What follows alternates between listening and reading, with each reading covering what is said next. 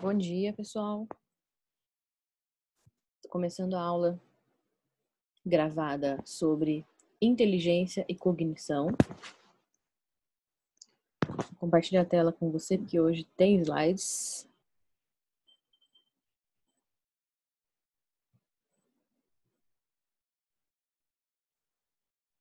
Pronto. Esse capítulo é o 8 do nosso livro Introdução à Psicologia, o mesmo livro que a gente já vinha lendo, né? Nas últimas aulas sobre os tópicos de processos psicológicos básicos, como motivação, emoção, atenção, percepção, memória. Esse livro. E esse livro, ele é dividido, né, esse capítulo, entre a cognição e a inteligência. Dentro da cognição, ele vai abordar, né, como as pessoas pensam, que é, de fato, né, a definição de cognição. E dentro desse tópico, ele vai abordar a linguagem, a resolução de problemas e a tomada de decisão. Na aula de hoje, nós iremos até a resolução de problemas. Na próxima aula, abordaremos a tomada de decisão e também os aspectos da inteligência. Com relação à inteligência, ele coloca a definição que é quão bem as pessoas pensam. Então, ele vai falar das medidas de inteligência, da hereditariedade e da criatividade. Isso tudo ficará para a próxima aula também. Começando pelo tópico da linguagem, na psicologia a gente tem um debate, né, forte sobre a questão da natureza versus a criação. Sempre que a gente fala de natureza, a gente está abordando os aspectos inatos, né, aquele que a gente já nasce com eles. A gente está falando também, nesse mesmo sentido, de aspectos que são genéticos, né? O que é aquilo que a gente herda dos nossos antepassados e que já nos garantem, né, uma características e comportamentos que vêm desde o nascimento, ou seja, a gente não precisaria aprender, né? Os reflexos que a gente estudou em algumas aulas atrás estão aqui dentro desse rol de aspectos da natureza, né? As sensações, mesma coisa, tá? São todos aspectos inatos e que dependem apenas da genética. Do outro lado, a gente tem o aspecto da criação. Quando a gente fala da criação, a gente está falando daquilo que, né, vem da aprendizagem, das experiências, da educação. Então, tudo aquilo que a gente não nasce sabendo, que a gente vai desenvolvendo ao longo da vida. Dentro da criação, a gente tem, né, todos os outros processos que a gente viu, né? Então, atenção, memória, que apesar de dependerem de um aspecto natural, são bastante modificados, né, pelo aspecto da educação e da criação, e principalmente o condicionamento, né, a aprendizagem por modelagem, por condicionamento, tudo aquilo que a gente viu no behaviorismo estaria aqui desse lado da criação. E a gente tinha esse debate, né, acalorado no começo do século XX, né? Então aí 1900 e alguma coisa, quando a psicologia estava ainda, né, engatinhando no começo da sua atuação científica, e uma parte dos cientistas, né, defendia que o ser humano tinha, né, alguns aspectos ligados mais a causas naturais, enquanto outros defendiam que o ser humano tinha mais aspectos ligados à criação. E um desses aspectos, um desses processos é o da linguagem, justamente da linguagem. Aqui, dentro dessa polarização, a gente poderia ilustrar com o exemplo de dois heróis aí dos quadrinhos, do cinema, né, da DC. Pensem na natureza, pensem no super-homem. O super-homem, ele nasceu com os poderes dele. Ele não precisou aprender, tá? Então, é tudo, né, inato. Ele já nasceu sabendo, já nasceu com a super força, já nasceu com a visão de raio-x, já nasceu com tudo. E, quando a gente vê na criação, um exemplo seria o Batman. O Batman, ele não nasceu com nenhum poder, né? Ele passou por experiências de vida que fizeram com que ele, na vida adulta, né, se transformasse nessa pessoa. E tudo que ele tem, né, de bagagem de luta, de aparatos para poder usar nas lutas, nenhum deles nasceu com ele, né? Tudo isso ele aprendeu e foi adquirindo à medida em que ele foi vivendo. Então, eu fiz essa brincadeira, né, com a questão da luta, que é um contra outro, porque realmente na época os cientistas eles se posicionavam de um lado e pronto, né? Havia uma polarização muito grande na ciência com relação a esse aspecto, né? Alguns dos cientistas que vão se polarizar dentro de um desses aspectos e não vai abordar o outro é o próprio Skinner, que a gente viu na aula passada. Dentro do, como eu disse, né, dentro da criação, a gente pensaria muito na abordagem behaviorista, no condicionamento, que foca, né, nos aspectos que você aprende por meio da experiência durante a sua vida. E do outro lado, a gente teria, né, o Noam Chomsky. Noam Chomsky foi um linguista que debateu, né, com o Skinner, ou seja, né, ele estava contra o Skinner versus o Skinner, defendendo, né, que a linguagem teria aspectos inatos, seria aspectos que a gente já nasce com eles. A gente vai ver daqui a pouquinho quais são esses aspectos. Então, no ramo da nossa ciência da linguagem, os dois seriam expoentes aí, seriam Super-Homem e Batman, Super-Homem versus Batman. Apenas para citar aí o filme mais recente dos dois juntos, né? Vamos lá. Quais são os aspectos da criação, né, que o Skinner defendeu dentro do behaviorismo, da teoria behaviorista dele? Para o Skinner, a linguagem ela é um comportamento como qualquer outro. Logo, é um comportamento que será aprendido pelo condicionamento. Tá? Então, a linguagem não teria nenhuma diferença. As crianças também aprenderiam, né, por meio da imitação, que a gente já falou na aula passada, por meio do reforço, por meio do condicionamento, da modelagem, que é aquele condicionamento por aproximações sucessivas, e etc. Né? Ele tem o livro dele, onde ele fala sobre linguagem, é o livro chamado Comportamento Verbal. Tá? Então, inclusive, ele nem usa esse termo linguagem, ele usa sempre o termo comportamento verbal. Então, o comportamento verbal do cliente, o comportamento verbal da criança, ele usa como sinônimo de linguagem, porque é a forma, né, dele explicar como se dá a linguagem. Esse livro é um clássico do behaviorismo, acredito que vocês estudarão ele mais a fundo posteriormente no curso de psicologia, por ser uma abordagem bastante importante dentro do curso. Como é que se dá a aprendizagem da linguagem, então, dentro dessa ótica? Dentro da ótica do Skinner, a gente nasce e a gente tem, né, algumas vocalizações. A gente começa a emitir alguns grunhidos, alguns barulhos, né? Isso, na observação de qualquer criança pequena, qualquer bebezinho, a gente consegue observar. E o que vai acontecendo? À medida que o bebezinho vai emitindo essas vocalizações, a gente vai reforçando aquelas que são corretas e não reforçando, ou seja, né, a gente já viu que não reforçar significa colocar em extinção aquelas que não significam nada, né, nenhuma palavra. Então, por exemplo, se uma criança começa a falar a, e um adulto vem e fala, você quer água? Né? E de fato era isso, né? O adulto dá água para a criança já entende que, né, então, pode significar água, né? E aí depois, né, de acordo com a modelagem, a gente vai sendo um pouco mais exigente, né, com a criança, exigindo que ela fale, né, de uma forma mais correta. Por exemplo, um adulto que fala você provavelmente não vai saber que ele quer água, né? Então, você já tem um nível de exigência maior, você espera que ele fale, né, água.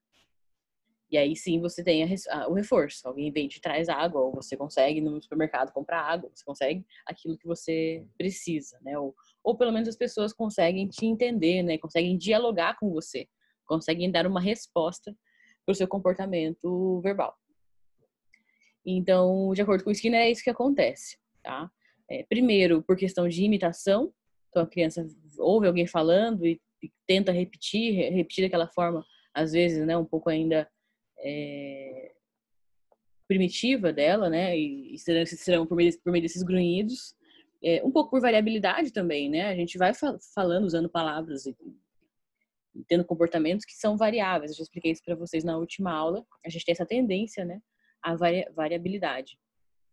Sem querer, a gente solta uma coisinha, e aí né, os pais vêm e falam, ah, você quer mamar? Vamos supor, né, que ele tá, você quer mamar? Ah, então vem cá, né?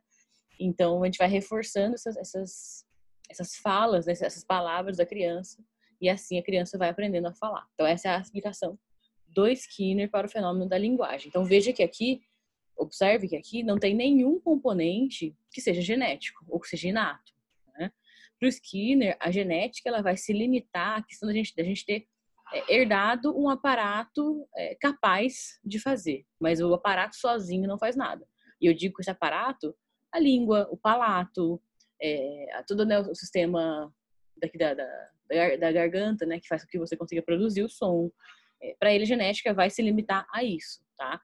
A gente não vai ter uma propensão genética para a fala. A gente vai ter uma propensão genética para conseguir emitir vocalizações. E o que vai determinar a nossa linguagem é o ambiente que a gente vive, que vai reforçando essas vocalizações à medida que elas se aproximam de vocalizações humanas. Já do outro lado, a gente tem, né, o Noam Chomsky. Noam Chomsky, então, ele não era psicólogo, ele era um linguista que debateu, né, com o Skinner. Então ele discordou dessa abordagem do Skinner, porque ele justamente defendia o oposto, que a gente tinha, sim, um aspecto natural da linguagem. A gente tinha um aspecto que a gente já nascia com ele, né? Como é que ele chamou essa teoria? Essa teoria foi denominada de teoria nativista, né? Que vem de nativo, natureza, né? Vamos começar por esse lado, em que os seres humanos têm uma propensão inata ou nativa para desenvolver a linguagem, tá? Assim como o pássaro voa, a gente teria uma propensão para usar a linguagem. Na visão dele, os seres humanos estão equipados com um dispositivo de aquisição de linguagem, que seria esse mecanismo, né, o processo inato, que facilita a aprendizagem da língua. Ele não descreveu como seria esse dispositivo, né? Mas a gente pode inferir, imaginar que era um dispositivo neurológico, né? Que já era um aspecto cognitivo da linguagem. E como é que ele justificou essa visão dele, né? Ele observou que as crianças parecem adquirir a linguagem de forma muito rápida e sem esforço, né? Como se fosse natural para elas aprender a linguagem. Então, isso seria um ponto, né, a favor do Noam Chomsky, dizendo que a gente, então, já teria essa propensão para a linguagem. E uma outra coisa que ele observou, né, é que a linguagem, o desenvolvimento da linguagem tende a se desdobrar praticamente no mesmo ritmo para a maioria das crianças, mesmo que elas, né, vivam em ambientes diferentes, diversos, em países diferentes. Então, é mais ou menos na mesma idade que as crianças, né, começam a falar, na mesma idade em que elas conseguem já usar a gramática. Então, isso era um outro ponto que ele trazia como um ponto a favor da teoria dele. Tá? Então, o que vai ser diferente do Skinner aí. Quando ele fala da facilidade das crianças para aprender, ele compara com pessoas que estão aprendendo uma segunda língua. Quando você entra, por exemplo, num curso de inglês, você tem uma aprendizagem que é um pouco mais demorada do que a aprendizagem da criança a falar, né? A criança com 2 anos de idade já consegue ter um vocabulário, algumas palavras que ela consegue falar. E a gente, às vezes, tem que fazer um curso de inglês por muitos anos, e pode ser que isso nunca se torne uma coisa natural, né? Nunca se torne fluente como na primeira língua. Então, esse era um ponto que ele argumentava, né, para utilizar.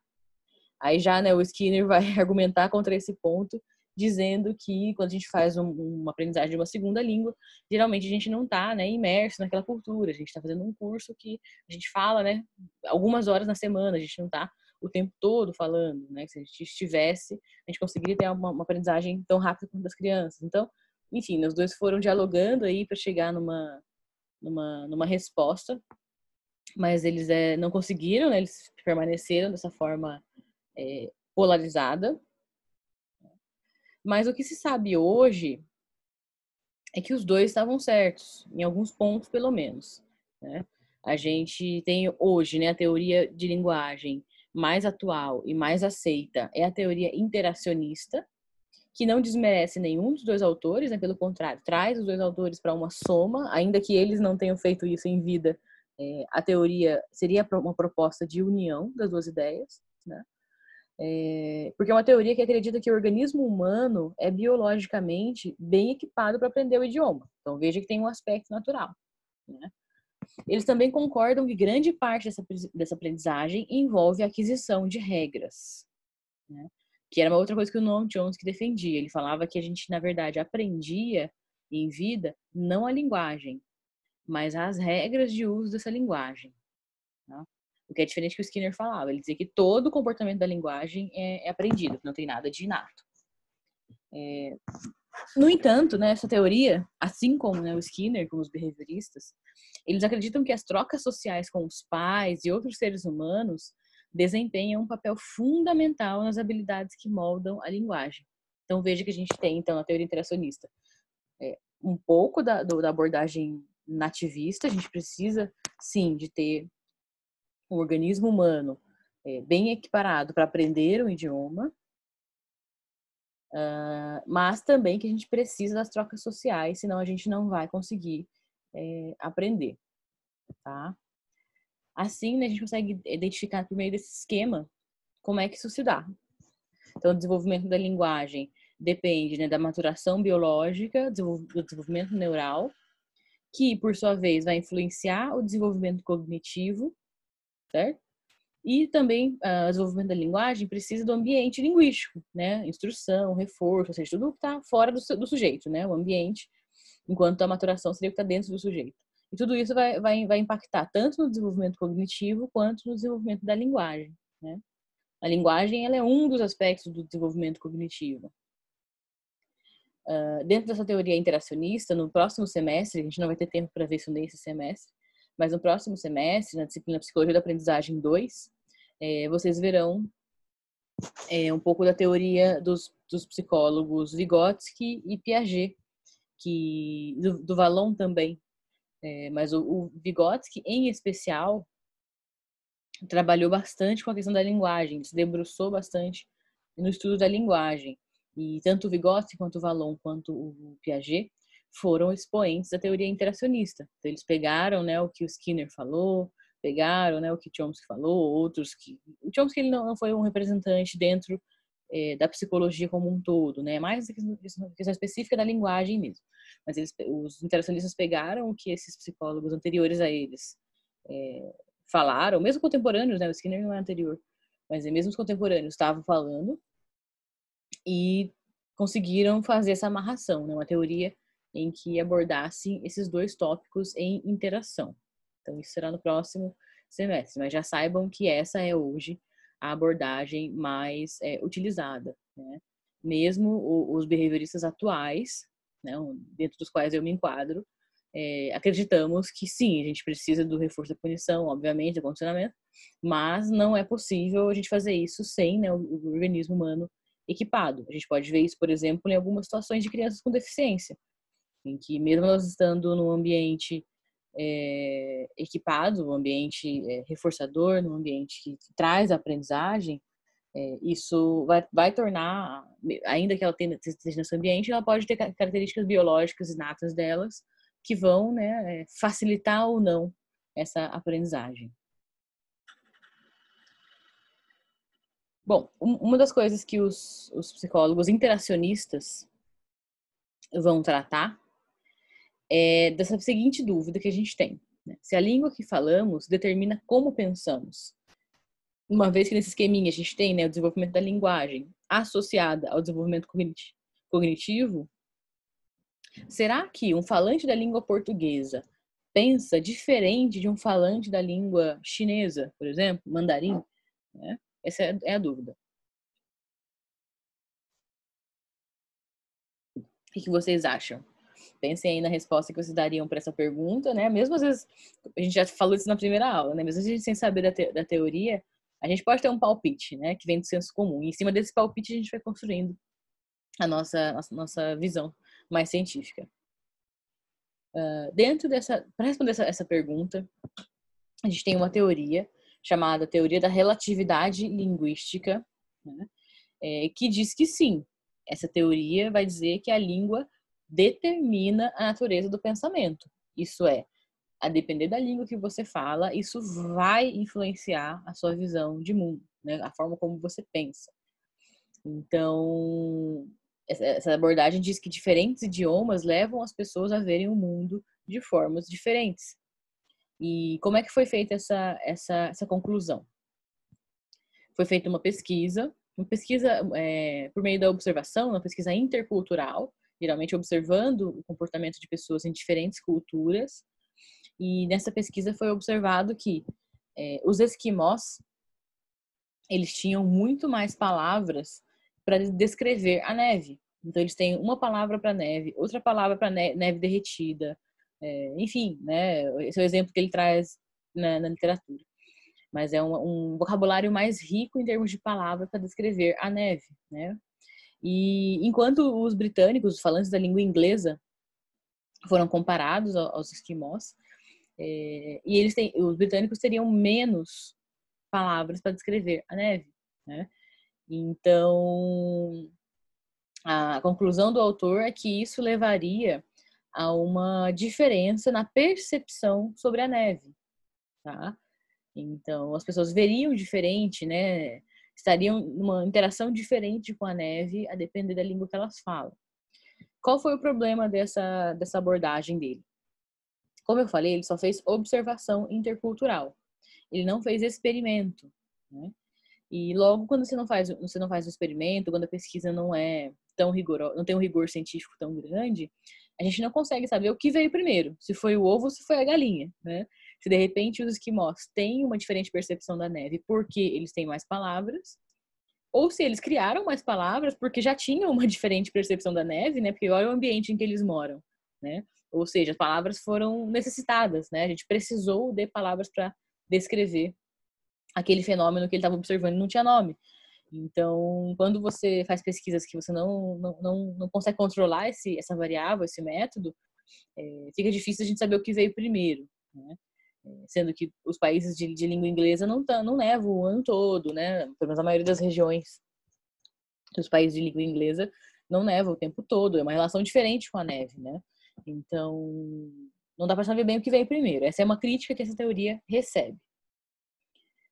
Porém, foi uma teoria então que continuou sendo pesquisada para poder saber, né, de fato, o que era verdade e o que não era dentro dela. E assim eles fizeram outros experimentos, dentre os quais tem um em que falantes de uma língua africana, eles descobriram lá que tinha uma língua em que não tinha as palavras, não existia palavra que diferenciava o azul do verde, tá? Uma palavra só era essa cor. Essas cores, né, no plural. E aí eles fizeram um experimento com falantes dessa língua e falantes da língua inglesa, que tem, né, palavras diferentes para falar azul e para falar verde, né, blue e green. E eles descobriram que os falantes da língua africana, que não tinha essas palavras, eles conseguiam discriminar as cores, mas eles levavam mais tempo e tinham mais dificuldade. Às vezes eles erravam quando eles tinham que discriminar entre azul e verde, né?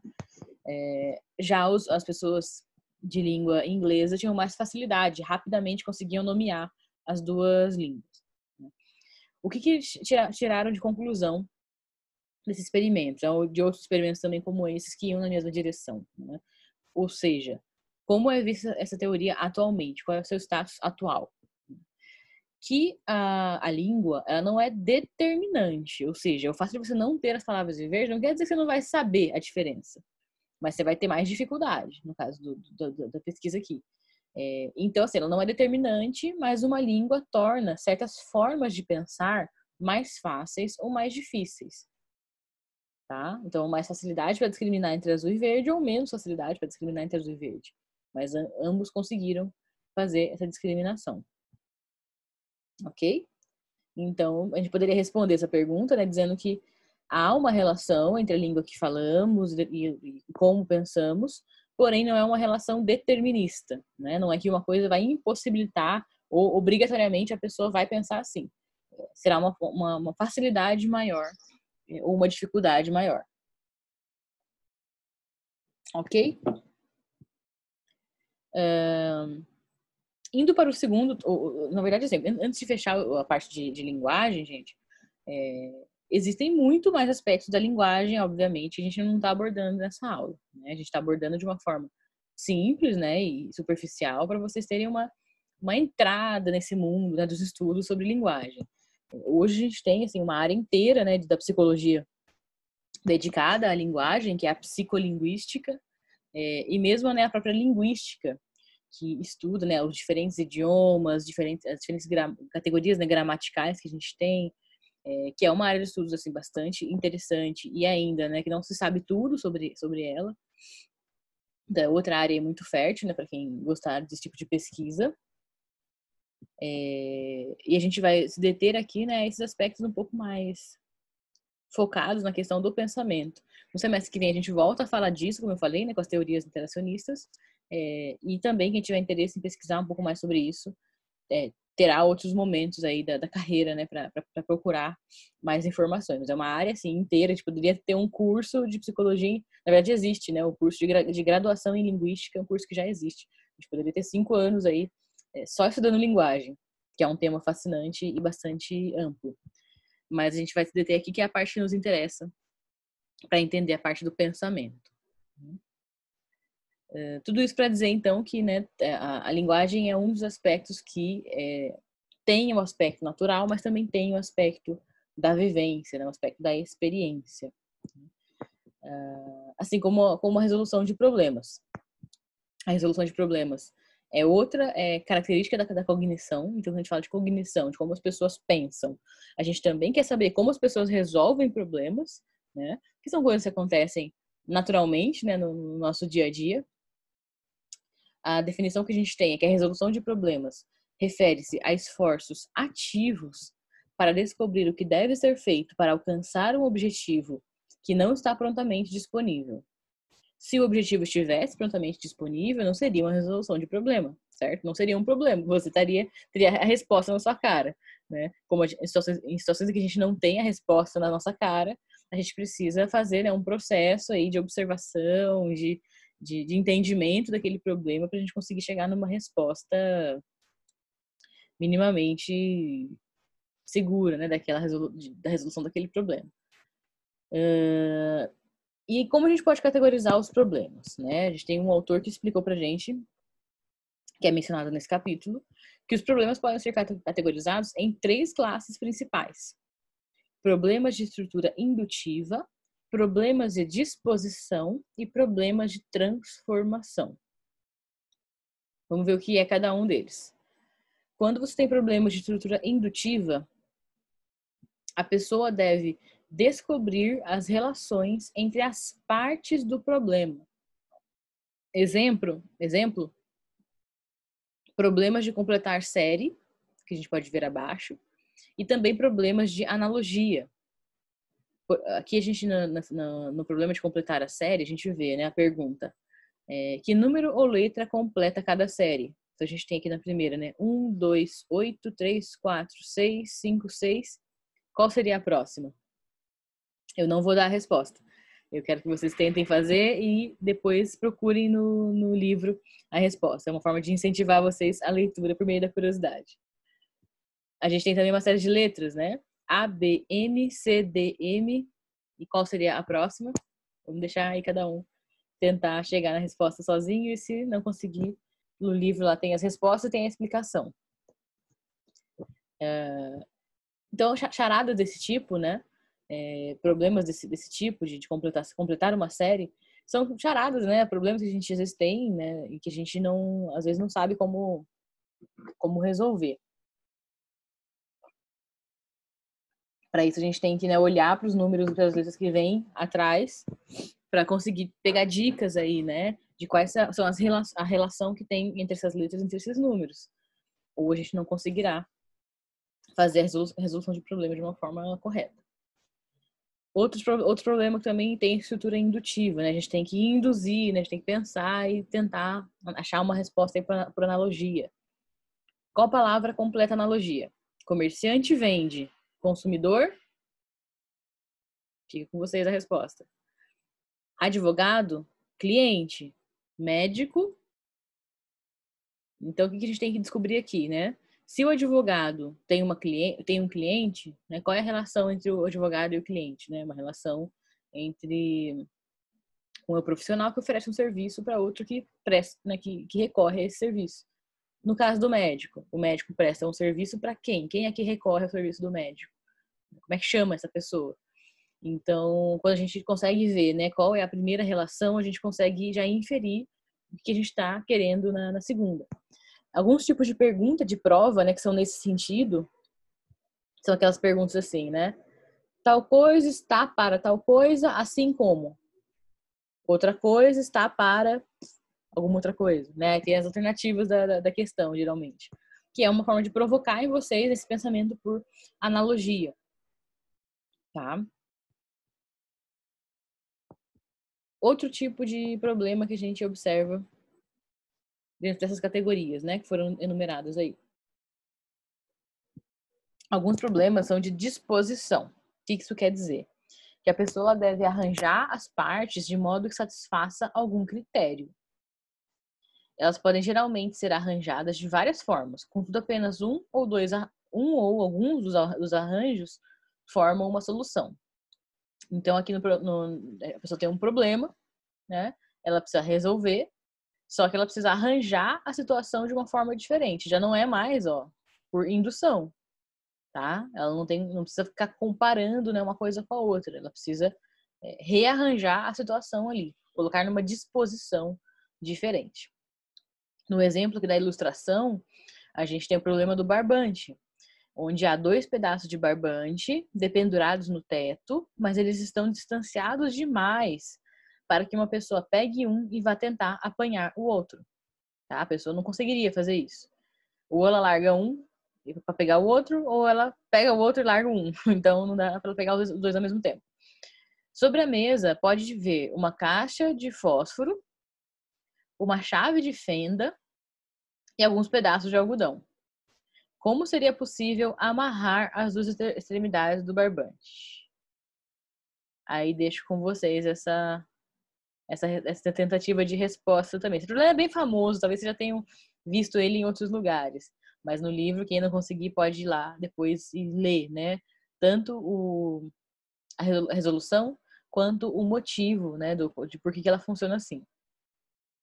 Outro tipo de problema, né? É o problema de anagramas, onde você tem que reorganizar as letras de modo que apareça uma palavra em inglês. Às vezes eu recebo no WhatsApp bastante charadas desse tipo. Recentemente eu recebi uma que era nomes de cidades brasileiras, nomes de pessoas, em que as letras vinham embaralhadas e você tinha que desembaralhar, né? Estavam chamando de brincadeira para passar o tempo na quarentena. Nesse caso, a gente tem aqui o enunciado, né? Reorganize as letras em cada fileira de modo que apareça uma palavra em inglês. E aí você tem aqui, né, uma série de letras, duas séries de letras que formam 2 palavras diferentes. Então, quem tiver conhecimento do inglês básico, são 2 palavras, assim, acho que bem conhecidas da gente. Não são palavras difíceis da gente usar. Quem conhece um pouco de inglês, tenta achar qual é a palavra. Se não achar, lá no livro tem a resposta também. Então, são tipos de charada que a gente tem que mudar. Tanto a disposição das letras, quanto no do barbante, a disposição dos objetos que a gente tem em mãos para conseguir resolver o problema. A gente podia chamar esse problema, né, de problema MacGyver. O MacGyver era um personagem que sempre tinha esse tipo de problema, né? Ele tinha que resolver alguma situação com poucos recursos e com objetos não usuais, né? A gente brinca que o MacGyver conseguia consertar um carro com clipes de papel. É o tipo de problema que o MacGyver teria que solucionar e que solucionava aí muito bem e provocava a admiração de todos. Pra citar um outro filme, né? No anagrama a gente tem o Tom Riddle do Harry Potter, no Harry Potter Câmara Secreta, que usa um anagrama para poder mudar o nome dele sem ter uma desconfiança de quem ele era de verdade. Dos filmes aí, dos elementos da cultura pop que a gente tem para exemplificar esses 2 tipos de problema. A terceira categoria, falando em filmes, né, novamente tem uma aqui que fala de um tema que tem em filmes também, a gente tem o problema de transformação. O que é um problema de transformação? É aquele em que a pessoa deve elaborar uma sequência de transformações para atingir um objetivo específico. Problemas de transformação podem ser desafiadores, porque mesmo que você saiba qual é o objetivo, nem sempre é óbvio como ele pode ser alcançado. Vamos ver um exemplo de um enunciado aqui de um problema de transformação. O problema dos hobbits e orcs. 3 hobbits e 3 orcs chegam à margem de um rio e todos eles desejam chegar ao outro lado. Felizmente, há um barco, mas infelizmente ele só pode carregar 2 pessoas por vez. Há também outro problema. Os orcs são criaturas maldosas e sempre que há mais orcs que hobbits em um lado do rio, os orcs imediatamente atacam os hobbits e os devoram. Consequentemente, é preciso certificar-se de nunca deixar mais orcs que hobbits em qualquer um dos lados do rio. Como solucionar esse problema? Apesar de tudo, deve-se dizer que, embora os orcs sejam criaturas maldosas, pode-se confiar que eles trazem o barco de volta.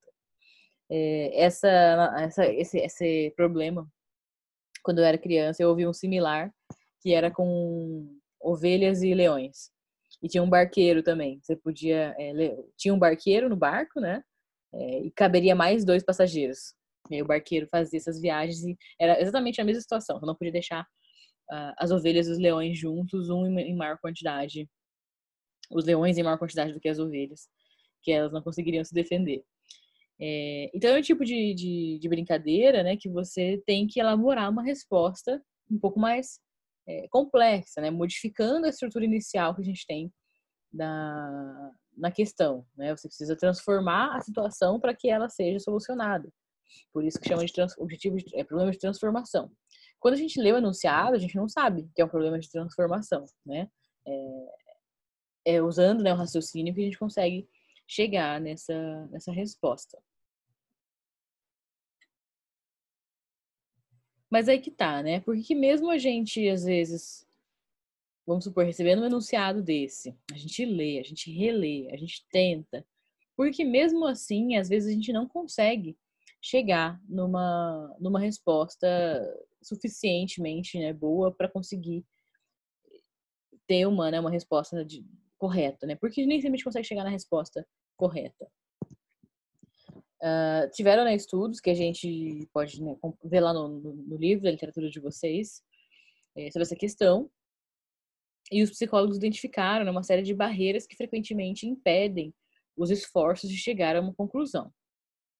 Alguns desses obstáculos, né, incluem o foco na informação irrelevante, a rigidez funcional, a configuração mental e a imposição de restrições desnecessárias. Vamos ver o que é cada um deles. E aqui talvez a gente veja algumas respostas de alguns dos problemas anteriores, para a gente conseguir explicar o que é cada um desses obstáculos. Informação irrelevante. É todo aquele tipo de pegadinha que tem uma informação que ela é irrelevante, que serve só para desviar a sua atenção, né? Por quê? A gente precisa, na hora de solucionar um problema, separar qual informação é relevante e qual é irrelevante. Só que na hora que a gente recebe um problema, a gente tem algumas tendências cognitivas. Por exemplo, é muito comum que a gente presuma que toda informação numérica é necessária para solucionar um problema, e às vezes não. Às vezes o enunciado traz um número que não tem nada a ver, não serve para nada, só para você ficar focado no número e não ir para a solução final, né? Vamos ver os exemplos aqui. Na família Thompson, há 5 irmãos, e cada irmão tem uma irmã. Se contarmos a senhora Thompson, quantas mulheres há na família? Tá? Tentem descobrir, depois leiam lá no livro para vocês descobrirem por que isso é pegadinha, por que algumas informações aqui são irrelevantes. Depois a gente tem 15% das pessoas em Topeka tem número de telefone que não constam na lista telefônica. Você seleciona 200 nomes aleatoriamente da lista. Quantas dessas pessoas não têm seus nomes listados? Gente, eu li, né, as charadas, tentei resolver antes de prosseguir, né, com a matéria, com a leitura aqui para você, do material que eu estava preparando. E eu caí nas duas pegadinhas. Então, assim, a gente tem essa tendência mesmo, se a gente não prestar atenção, não, né, prestar atenção em todos os detalhes, separando o que é relevante do que é irrelevante, a gente cai na pegadinha mesmo. E às vezes as pegadinhas vêm num contexto em que você não tá esperando, né? Aqui eu já falei pra vocês, ó, tem uma pegadinha. Então, provavelmente vocês já vão... tem gente que pode ser que já preste mais atenção, né, nesses dados aí, numéricos, que podem não ter relevância nenhuma. Mas na vida real, às vezes a gente se depara com pegadinhas que ninguém dá essa instrução, né? Você não sabe que é pegadinha até você cair nela. Então a gente frequentemente cai nesse tipo de charada.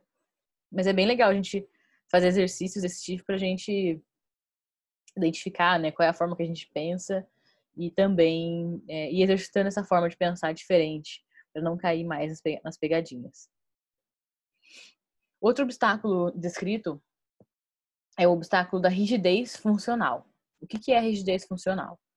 É a tendência de perceber um item apenas no seu uso mais comum. Aqui a gente tem um exemplo, né, o próprio problema do barbante, que a gente já viu. Então a pessoa tinha que, né, unir as duas pontas do barbante, só que ela não conseguia alcançar a outra ponta. Nesse caso, ela tinha 3 objetos, né, uma caixa de palito de fósforos, uma chave de fenda e acho que era algodão, né? E o que você precisa para resolver esse problema? Perceber que esses objetos eles podem ter outros usos, né? Que não são os usos comuns deles no dia a dia. Então, quando você faz essa transposição de pensar o que mais eu posso fazer com uma dica, né? Para resolver o problema. O que mais eu posso fazer com essa chave de fenda além de apertar parafuso? Quando você presta atenção em outras características que ela tem, que são menos comuns, você consegue trabalhar, né, com menos rigidez funcional. Você vai ficar menos focada na funcionalidade que aquela coisa já tem, né? Você já aprendeu que ela tem. Só que também, como eu falei, no mundo real, a gente acaba não observando isso de uma forma tão fácil, né? Quando os problemas vêm, a gente tende a ter, né, os objetos em mãos ou, né, as ferramentas para conseguir resolver aquele problema, só que a gente tende, né, a ignorar as características latentes, ou seja, aquelas características que são menos aparentes, né, que a gente não consegue ver. Então, tem coisa que a gente não consegue, de fato, ver, né? Nossa, tá acontecendo um problema e a gente não consegue chegar numa solução que a gente não consegue nem identificar que ferramentas a gente pode utilizar para resolver aquele problema. Então, nesse exemplo do barbante, é uma excelente forma da gente ver isso, né? O uso da ferramenta.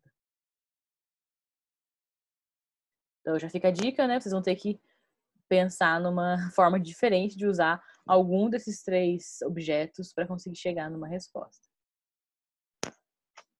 Bom, outro obstáculo que a gente tem é o obstáculo da configuração mental.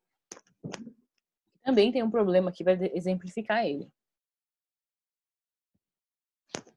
A rigidez do pensamento também está, ou seja, né, a rigidez do pensamento foi uma coisa que a gente acabou de ver. Mas a rigidez ela também está com relação à configuração mental que interfere na eficiência da resolução de problemas, né? Essa configuração mental existe quando as pessoas persistem em usar estratégias de resolução de problemas que foram bem sucedidas no passado. Então, se você conseguiu usar uma estratégia, conseguiu resolver o problema, a tendência é que você queira repetir aquela estratégia, né? Lembrando que a gente já viu na aula passada, né? Provavelmente por condicionamento. A gente já usou uma estratégia, viu que foi reforçada, a gente vai tender a repetir aquilo, ao invés de tentar coisas novas, né? Apenas se a gente for punido que a gente vai tentar coisas novas. Ou quando a gente não tiver o reforço esperado, né? Quando a gente colocar nosso comportamento em extinção.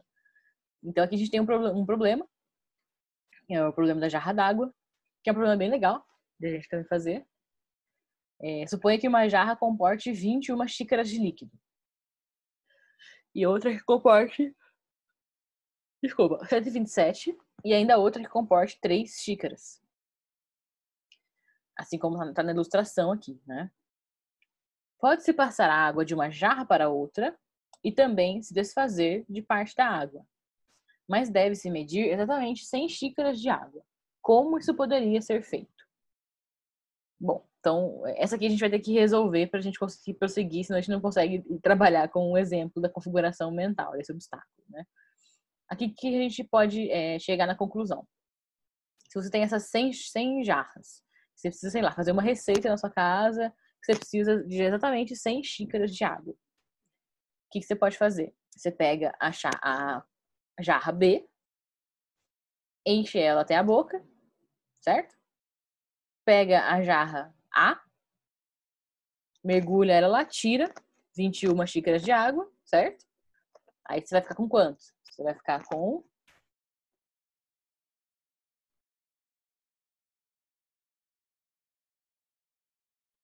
se você tem 121, tira 127 e tira 21, você vai ficar com 124? Ixi, gente, a matemática tá difícil aqui. 126, desculpa. Se você pega a jarra B, enche até a boca, você vai ter então 127 litros de água. Aí você pega a jarra 21, tira 21, você vai ter 126 litros de água. E aí você tem essa pequenininha aqui de 3. Então você tem 126 litros de água. Tira 3. Depois, tira mais. Nossa, eu me enganei toda a explicação aqui. Desculpa. Eu preciso de 100 xícaras de água. Se eu tenho 127, tiro 21, eu fico com 106. Fernanda Burrinho. Tudo bem, gente, a gente pode errar à vontade. A gente não é obrigado a ser bom em tudo na vida. A gente pega 127, tira 21, a gente fica com 106. Não 126, viajei. 106. Aí, beleza, você precisa chegar no 100 ainda, né? Aí você tira 3, tira mais 3, chegou no 100. Você conseguiu 100 xícaras de água. Ou seja, você viu que tem uma formulinha aqui, né? Você enche até a boca, tira uma dessa, tira as duas dessa aqui do C, né? E acabou. Chegou na resposta. Beleza? A gente poderia até traçar uma fórmula que seria B menos A menos 2C. Chega na resposta que você quer. Aí, você vai ter um segundo problema. Aqui, ó. Aqui a gente tem em cima, né, na figura 8.5, a ilustração de como resolver o problema. Exatamente como a gente fez, né? Pega o B, tira o A e tira 2 vezes o C. Acabou. Chegou na resolução do problema. Parabéns para vocês. Só que a gente tem aí outro problema embaixo, ó. A figura 8.6. Não tem o desenho das jarras, né? Mas tem novamente aqui, ó, a jarra B e a C com diferentes capacidades e com o volume de água que você precisa ter ao final, né? Qual é a questão aqui? Se você usar essa fórmula que a gente já descobriu como funciona, a gente não consegue chegar em todas as respostas. Alguns problemas desse aqui, a gente não consegue. Alguns dos problemas a gente tem formas mais fáceis de resolver que não são dessa forma aqui, da forma que a gente usou anteriormente. E alguns desses problemas a gente não consegue resolver com essa fórmula. A gente tem que mudar a nossa configuração mental para conseguir trazer uma resposta correta, né? Lá no livro a gente tem as soluções para cada um dos problemas. Mas qual que é a sacada aqui, né? Foi feito esse experimento com as pessoas e o que foi observado? Que elas levavam muito mais tempo para perceber que essa forma de resolver que elas usaram anteriormente deu certo, não dava mais certo, que tinha que mudar de estratégia. E por que a gente faz isso, né? Novamente, a gente aprende na vida que a gente usa uma estratégia e ela foi reforçada, a gente tende a usá-la novamente, né? Então, a configuração mental ela não é uma coisa ruim, é uma coisa que é fruto da nossa aprendizagem, é uma coisa que torna o nosso dia a dia muito mais prático, né? Sempre que você se deparar com um problema que você tenha já uma solução mais ou menos esquematizada na sua cabeça, porque você já resolveu esse problema anteriormente, é muito mais eficaz você, quase sempre, né, utilizar essa estratégia do que você partir para algo totalmente novo. Então, economiza energia você trazer uma estratégia que você já usou e deu certo, né? Em muitas situações, isso vai economizar tempo, né, e esforço para, ao invés de você procurar uma solução melhor do que aquela. Isso explica porque às vezes a gente tem um conhecimento, né, tão sólido em uma área que isso atrapalha a gente resolver, né, alguns problemas, porque a gente já fica, né, meio que como se fosse viciado naquela forma de pensar. E aí isso acaba com que a gente tenha mais dificuldade de ter um pensamento inovador, né, um pensamento criativo, um pensamento que de fato foge, né, desse padrão que a gente já vem pensando há bastante tempo.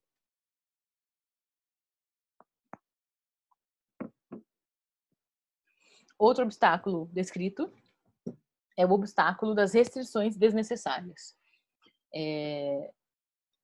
às vezes, né, para a gente resolver efetivamente um problema, ele demanda a especificação de todos os limites que o controlam, sem pressupor nenhuma restrição existente.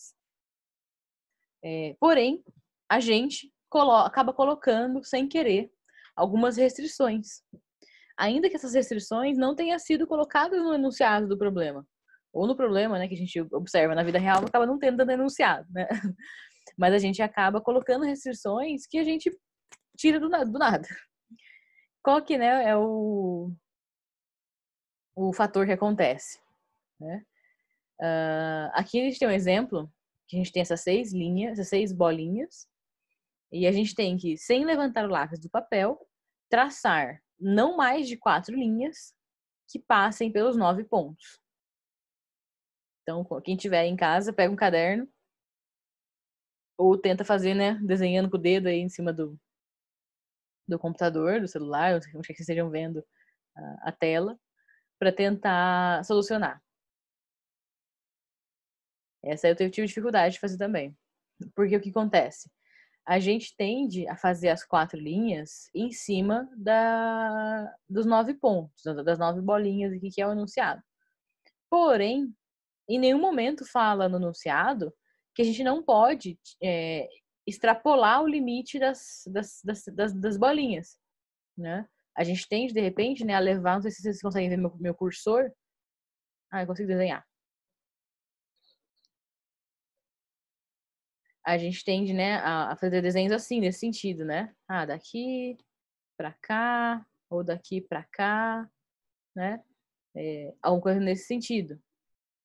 E aí a gente, poxa, olha, já completei as 4 linhas, 1, 2, 3, 4, e ficou uma de fora, né?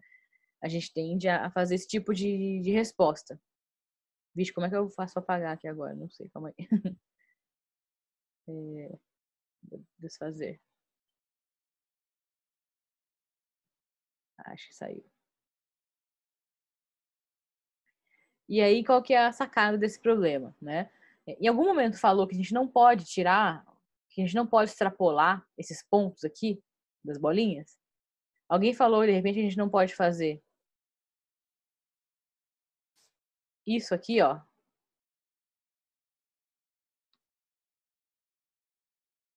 Por exemplo, isso foi falado no enunciado? Isso não foi falado, né? A gente pode extrapolar os limites. Então, no livro, a gente tem pelo menos 2 formas de resolver esse problema, que são extrapolando esses limites aqui que tem nas bolinhas. Porque lembrando que não foi um limite dado no enunciado, então a gente não precisa obedecer esse limite, né? Mas a gente tem essa tendência de colocar limites que não existem e que, de fato, atrapalham na resolução do problema, né? Então, para resolver esse problema, é preciso que a gente literalmente pense fora da caixa, né? Essa expressão que é bastante usada, da gente realmente não se limitar, né? Quando você fala a pessoa, né, ela conseguiu pensar fora da caixa, foi justamente isso. Ela não usou restrições desnecessárias para poder pensar numa solução. Beleza?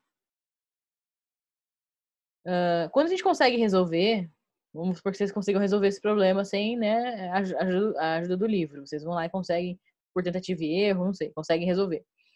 Quando você consegue chegar numa resposta, a gente tende a achar, né, que sabe quando dá aquela lâmpadazinha na cabeça e fala, nossa, agora entendi. A gente acha, né, que é uma solução que veio do nada. A gente está tentando, e aí, putz, dá um estalo, né, que traz a resposta, a solução para o problema. Então, o insight, ele é isso. Quando as pessoas repentinamente descobrem a solução correta para um problema, depois de lidar com ele por um tempo. E aí a gente tem uma dúvida, né? Porque parece que essa ideia surge na nossa cabeça do nada. Só que a gente já estava trabalhando na resposta do problema, certo? Então existe uma divergência entre os pesquisadores, né? Que alguns usam, né, o insight, a própria psicanálise utiliza bastante desse conceito do insight, mas existem outros pesquisadores que dizem que, na verdade, a resposta ela emerge, né? Porque a gente estava no movimento crescente em direção a ela. Então, ela não surge do nada. Ela parece que é do nada. Na nossa percepção, ela é do nada. Mas, na verdade, a gente já estava ali, né? Vamos dizer, por modelagem, chegando próximo da resposta esperada. Aí eu trouxe aqui o exemplo do eureka, né? Quando a gente ouve essa expressão, não, eureka, dá essa ideia do insight, né? Você sabe a história do eureka? Para quem não sabe, eu vou contar rapidinho. O eureka, ele significa, né, descobrir em grego. Porque a gente tinha esse cientista, que era o Arquimedes, que ele foi solicitado pelo rei para conseguir medir o volume. O rei pediu para ele pensar num jeito de medir o volume de uma coroa que ele tinha, de uma forma que não precisasse derreter a coroa. E o Arquimedes não sabia como fazer. Ele ficou lá matutando, né? Na época não tinha Google para ele pesquisar como é que fazia isso. Então, ele ficou lá matutando. E aí, quando ele entrou no banho dele, na banheira, ele percebeu que a água subiu de nível. E aí, ele teve essa sacada. A forma, então, de medir o volume de um objeto sem ter que desfazer o objeto é só você colocar ele dentro de um líquido. Porque aí o líquido vai subir e a quantidade de subida que teve desse líquido quer dizer o volume que tem aquele objeto. E aí ele ficou tão feliz com essa descoberta, né, que ele saiu, diz a lenda, que ele saiu do banho, né, ainda sem roupa, e saiu pela rua gritando eureka, eureka, eureka, de tão animado que ele ficou de solucionar um problema. Que pareceu um insight, né? Pareceu que, nossa, do nada que ela tá tomando banho e teve a resposta. Mas ele já estava trabalhando, pensando naquilo há um tempo. Então, não foi uma coisa do nada, né? A gente vai ver também daqui a pouquinho que outro fator importante para a gente conseguir descobrir um problema é a pausa. Quando a gente, de repente, está ali estudando, putz, não consigo chegar na resposta. E você fala, vou tomar banho, vou dormir, vou comer uma coisa, depois eu volto. Isso geralmente te ajuda a chegar na solução de um problema. Quando a gente faz pausas, ao invés de ficar o tempo todo se esforçando na resolução daquele problema. Daqui a pouco a gente vai ver como que isso funciona. Beleza, gente. Ainda sobre esse tema da solução de problemas, a gente tem duas abordagens principais para solucionar um problema. A gente já viu, né? Quais são os tipos de problemas que existem, basicamente, né? Que a gente pode trabalhar. Já vimos quais são os obstáculos que aparecem para a gente, às vezes, não conseguir solucionar esse problema. E agora vamos ver, então, qual é a abordagem que a gente pode utilizar, né? Que é o mais importante. Então, como que a gente faz isso? Como que a gente faz para solucionar um problema? A gente tem uma abordagem bastante, né, já conhecida, que é a abordagem chamada tentativa e erro, né? Que é uma tentativa que, embora, né, primitiva, envolve tentar soluções sequenciais, envolve tentar soluções possíveis sequencialmente e descartar aquelas que resultam em erro até que uma delas dê certo. Então você vai tentando quantas vezes você puder até conseguir chegar numa resposta, né? A tentativa e erro, ela pode ser eficiente quando há poucas soluções. Porém, ele não é prático quando o número de manobras possíveis é muito grande, né? Então, em problemas reais do dia a dia, nem sempre é do tipo, ou faça isso ou faça aquilo, né? Às vezes você tem uma infinidade de opções de coisas para fazer. E você ficar tentando cada uma delas pode levar muito tempo. E, além disso, pode ser que cada erro seu tenha um impacto importante. Imagina vocês trabalhando como psicólogos clínicos e chega uma pessoa, né, que não tem um diagnóstico, ninguém sabe o que ela tem, relatando os sintomas. E você tem, sei lá, centenas de doenças mentais que podem estar não só mentais, né, centenas de doenças que podem estar afetando aquela pessoa, a forma dela pensar, por exemplo. E aí você vai por tentativa e erro. Você vai fazendo tratamentos, sei lá, hora pra fazer para depressão, hora para ansiedade, hora para... Meu, não dá, assim, é muita doença que existe, né? Então você fazer dessa forma, você vai, assim, demorar muito para de fato descobrir o que era, além do que você pode causar um dano para essa pessoa, né? De um tratamento que, para uma coisa que não é o que ela estava precisando, causar um malefício para ela, né? A gente pode pensar nessa forma também para a questão de alguns problemas sociais que a gente tem no nosso país, né? A Charge exemplifica isso. Afinal, qual é a estratégia desse governo? É simples, tentativa e erro, principalmente erro. É uma brincadeira que é feita, né? O humor está nessa tirinha, pensando que o governo não pode trabalhar por tentativa e erro em hipótese alguma, né? Porque o erro, primeiro, além de a gente sempre ter opções muito diversificadas de atuar em problemas sociais, o erro pode ser fatal, né? A gente tem atualmente o debate, por exemplo, do uso de medicamento para o Covid, né? Da cloroquina. E as pessoas, tem gente que se posiciona contra, tem gente que se posiciona a favor. É o tipo de estratégia que não dá para ser por tentativa e erro, porque você errar nisso, mesmo sendo poucas opções, né? Ou libera ou não libera, você pode causar um dano muito grande às pessoas se você não tiver aí uma comprovação da funcionalidade desse medicamento. Então, né, na alimentação, né, com relação à saúde, é muito difícil a gente usar essa abordagem para solucionar um problema. Em outras situações, beleza. Por exemplo, tem um jogo de videogame aqui que você tem sempre perguntas e alternativas. E quando você erra uma alternativa, você tem um tempo para responder a pergunta, e quando você erra, né, a resposta, ele abre para você tentar de novo até acabar o tempo. Você vai tentando até acabar o tempo. Nesse caso, assim, o que eu perco em errar eu perco tempo. E quando eu perco tempo, o jogo me dá menos pontos. Mas, tipo assim, não tem nenhuma consequência pra minha vida se eu perder esse jogo, né?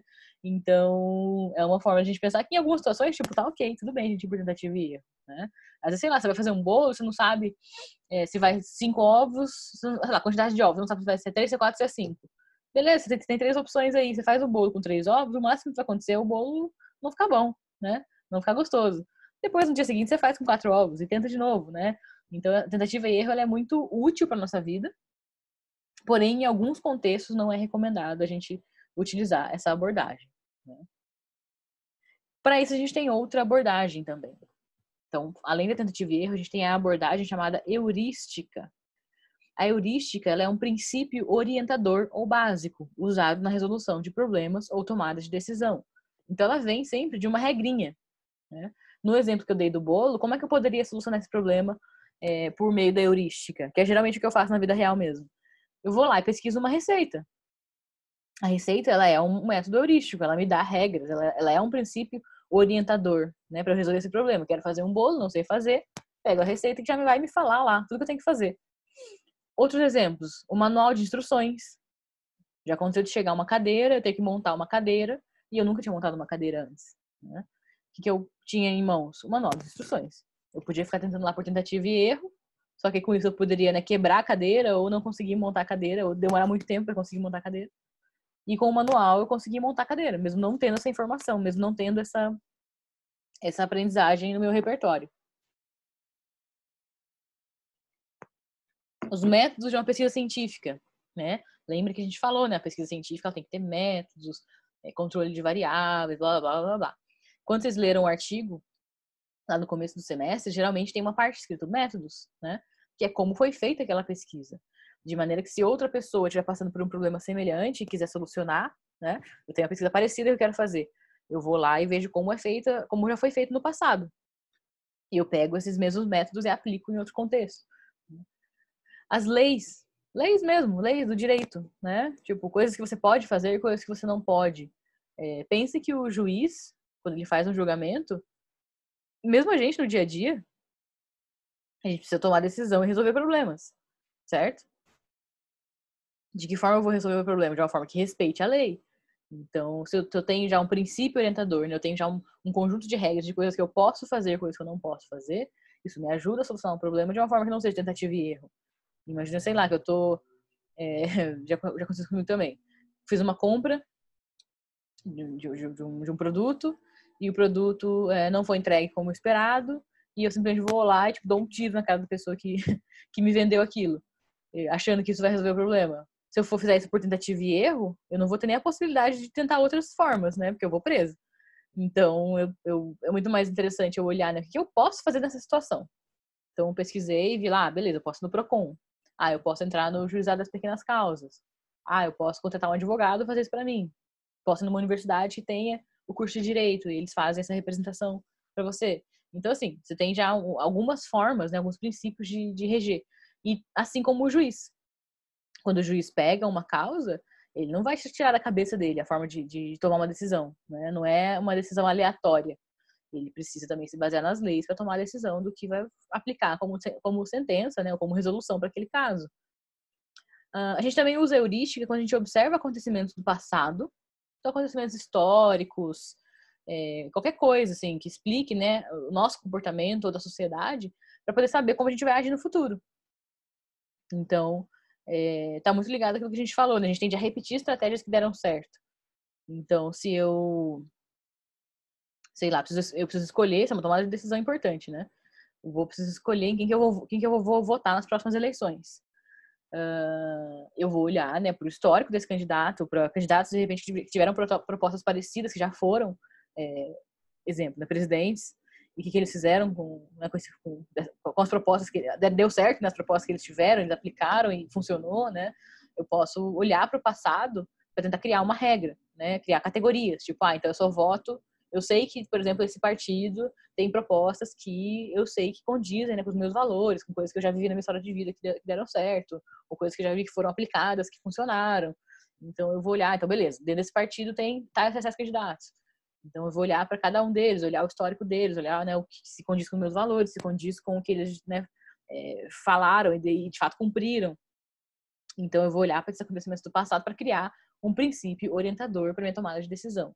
Se você vai lá e vota em tentativa e erro, né? Tipo, esse aqui não deu certo, vamos no outro agora. Você tem exatamente a situação do quadrinho. E é uma estratégia que foi bastante utilizada, pelo menos pelas pessoas que eu conheço na última eleição. As pessoas, já que esse partido não funcionou, vamos votar no outro. Sem saber quais eram as propostas, né? Sem estudar o que a pessoa estava propondo fazer. Unicamente por tentativa e erro. Tipo, né? Aquele não deu certo, vamos tentar o outro agora, vamos trocar. Enfim, né? É uma forma de pensar que pode não ser bem sucedida em situações como essa. No caso da heurística, quando a gente tem essa regrinha, né, esse princípio orientador, quando a gente consegue fazer isso de forma bem sucedida, a gente acaba formando, né, submetas. O que são submetas? São metas menores. Vamos pensar na receita culinária. Eu tenho a receita do bolo. Aí tem lá assim: primeiro misture a farinha de trigo com açúcar e uma pitada de sal. Aí eu vou lá e misturo. Beleza, terminei essa parte. Agora vamos ver qual é a próxima parte. Misture agora os elementos que são molhados. Então, o ovo, o leite, essência de baunilha. Fiz uma receitinha de essência de baunilha. Essência de baunilha, não sei o quê. Reserve. Então, poxa, terminei essa etapa. Já misturei os alimentos secos. Misturei agora os alimentos molhados. Deixei reservando. Então, isso foi uma submeta. Uma parte da receita, né? Uma parte da solução do problema. Então, essa é uma forma de a gente resolver que é bem mais interessante no sentido da gente conseguir ir resolvendo o problema em partes, né? Quebrar ele em partes menores para conseguir resolver o todo, né? Não é assim do tipo, mistura tudo isso e o bolo vai ficar pronto. Não é assim que funciona. Tem cada parte da solução. A busca por analogias, né? Eu dei esse exemplo pensando na pesquisa científica, né? Se eu já sei que desse jeito funcionou bem, então vou tentar de novo aplicar isso em outro contexto. É uma analogia, né? Um contexto parecido, talvez a resposta semelhante funcione. E a própria mudança de representação do problema. A gente muda, né, a forma de colocar o problema, a gente pode chegar numa solução que a gente não tinha pensado antes, né?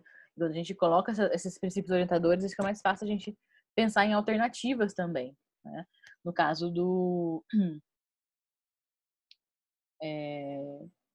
sei lá, de um manual de instruções, você pode ter um manual que te dê o passo a passo do que fazer.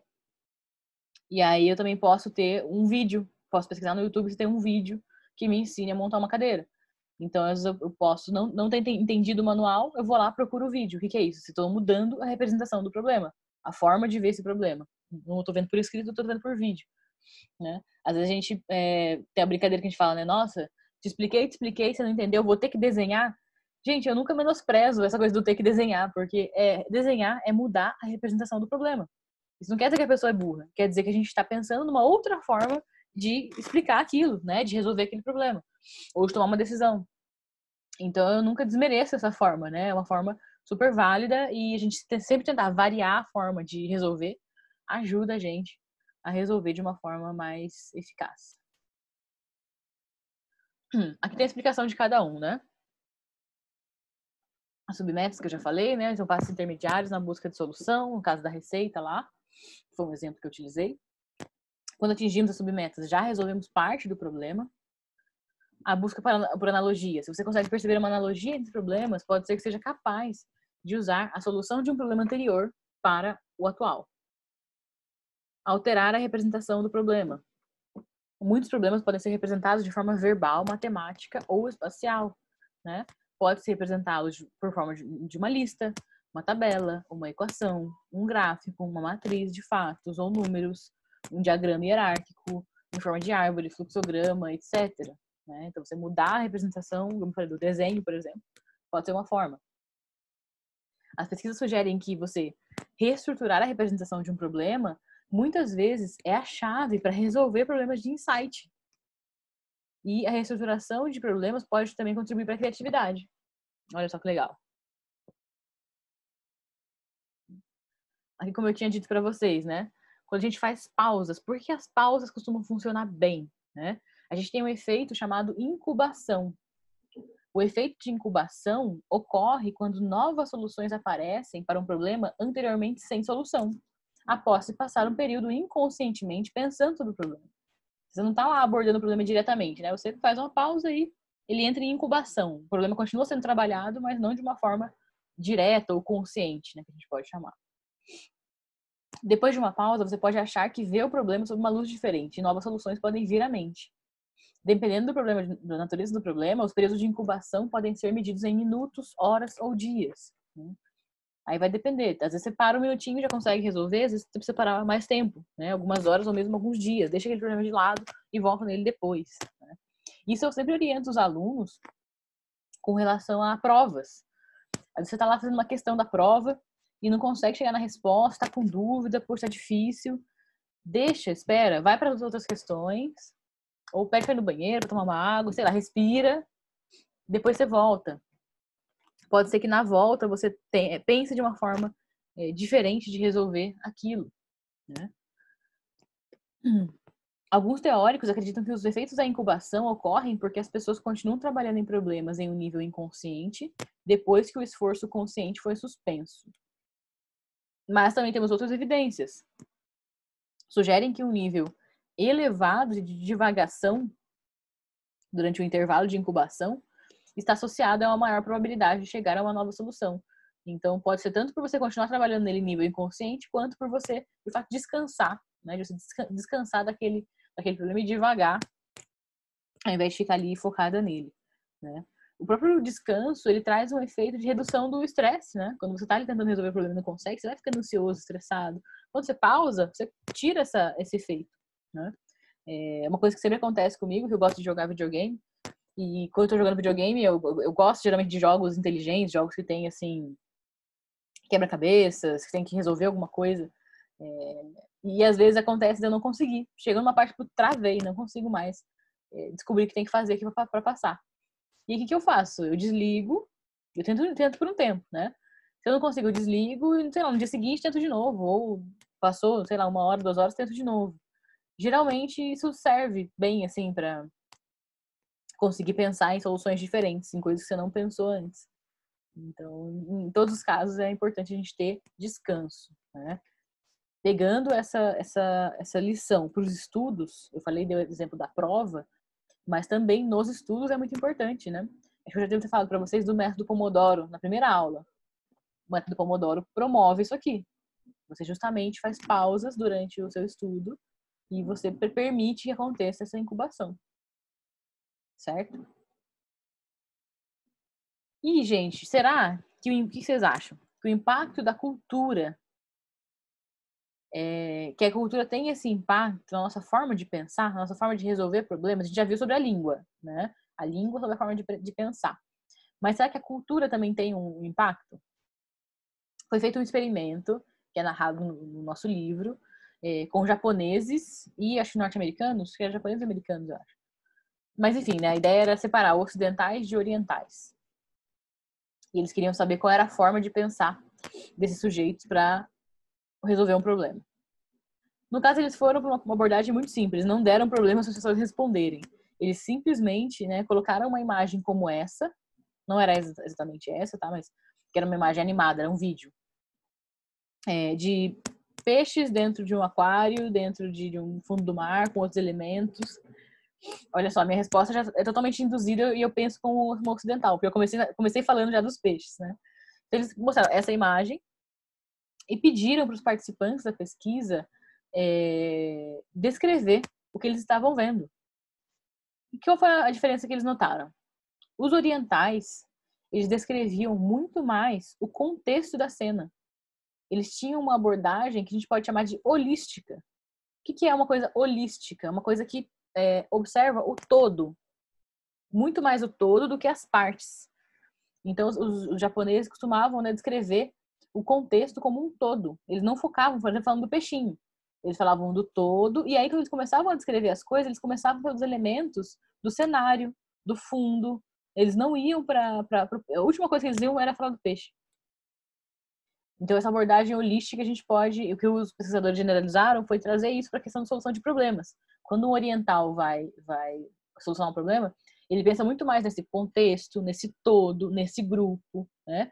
E aí eu lembro do exemplo, quando teve a Copa do Mundo da Coreia, que as pessoas daqui do Brasil, né, acharam muito interessante que os coreanos, eles saíam, ao sair do estádio, eles pegavam, né, o lixo e recolhiam o lixo de todas as pessoas, não só os deles. Teria um exemplo de uma resolução holística, né? Você não tá ali pegando, cada um pega o seu. Você olha de todo mundo, você olha o grupo, você olha o estádio como um todo. Tem lixo no estádio? Então vamos pegar, né? Seria um exemplo dessa abordagem holística. Já os ocidentais, os americanos que participaram da pesquisa, eles demonstraram ter uma tendência mais analítica. O que é essa tendência analítica? Eles ficavam analisando as partes e não o todo. Eles focaram, por exemplo, em ficar descrevendo o peixinho. Então, o que tem nessa cena no americano? São dois peixes amarelos, um tá na frente, outro tá atrás, eles têm uma cauda de tamanho menor que do corpo deles, tem os olhos pretos, tem duas nadadeiras laterais, uma em cima, outra embaixo, por exemplo. E depois é que eles descreveram o contexto, ou mesmo não chegaram a descrever o contexto. Então, com isso, o que eles observaram? Que o americano tinha uma visão mais analítica, ao invés de holística. Eles tendiam a analisar muito mais uma parte do problema do que esse todo, né? Então, tem prós e contras nas duas formas de pensar.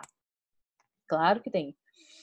Por exemplo, quando você observa mais as partes, você consegue ser mais detalhista nas coisas. Você consegue ver coisas que, de repente, o cara que olhou só o todo não conseguiu ver, porque ele estava olhando de um enfoque mais distante, né? Mas o que eles chegaram na conclusão? Que talvez que a cultura impacta sim, porque nos Estados Unidos reina uma cultura do individualismo, né? De cada pessoa é responsável pelas suas coisas. Então, é uma cultura menos coletivista do que a oriental, e ao mesmo tempo que foca muito no sujeito, né? Cada um cuida de si, né? Vamos dar um exemplo. Os Estados Unidos é um país que não tem um serviço de saúde pública, porque a maioria das pessoas lá é contra esse serviço. Quando o Barack Obama tentou implementar, né, o Obamacare, que era um serviço tipo SUS para pessoas de baixa renda, especialmente, muita gente foi contra, porque reina, né, a cultura de que cada um tem que trabalhar e cuidar da sua saúde. Lá não tem fundo de garantia, como tem no Brasil. Cada um que ganha seu salário tem que se guardar o seu. Não é o governo que tem que ser responsável por guardar de todos. Então é outra forma de pensar que reina no Ocidente, mas principalmente nos Estados Unidos, que é uma forma mais individualista de pensar, uma forma de olhar muito mais as partes do que o todo. E isso vai impactar na questão da resolução de problemas, né? Nessa forma de pensar, de ver o mundo, de ver um problema, de tomar uma decisão, que é sempre olhando muito mais, né, para o indivíduo, para as partes, para aquilo que é pequeno. Enquanto os orientais vão ter uma forma mais global, mais holística, mais grupal, mais interdependente das coisas. Então, foi bem interessante essa pesquisa que eles fizeram. Eu aposto que a maioria de vocês, assim como eu, tentou focar nos peixinhos, né? Que é uma forma ocidental de pensar. E nós estamos no Ocidente, né? A gente tem muito mais influência da cultura americana do que da cultura oriental, por exemplo. Então, é bem interessante a gente ver que a nossa forma de pensar tem uma relação com a nossa cultura também. Gente, por hoje é isso, tá? A gente não finalizou o capítulo tem mais aí, né? Um pouco mais que a metade pra gente ver na próxima aula. Porém, a gente tem exercícios no livro, na página A8, A significa apêndice, então lá no final do livro. No apêndice 8, que aborda esse tema, tá? Por enquanto, a gente estudou só os exercícios, o tema relacionado aos exercícios do 1 a 5. Então, não precisa fazer todos por hora, tá? Façam do 1 ao 5, que durante a aula vocês podem vir também para tirar dúvidas sobre os exercícios, sobre alguma coisa da matéria. Essa matéria não é difícil, né? A forma como o texto aborda é uma forma muito gostosa de ler. Eu gostei muito de ler esse livro. É uma forma bem tranquila de abordar. Não tem, assim, grandes, né, conceitos, não tem grandes, assim, dificuldades de entendimento, pelo menos eu achei, tá? Se vocês tiverem dificuldades, obviamente, tragam para a aula. Eu estarei disponível, né, novamente, durante as 2 últimas aulas para a gente fazer essa conversa, tirar dúvidas, comentários, exercícios. E na próxima aula, semana que vem, a gente tem aí a continuidade desse capítulo. Beleza, gente? Muito obrigada pela aula de hoje. Até mais.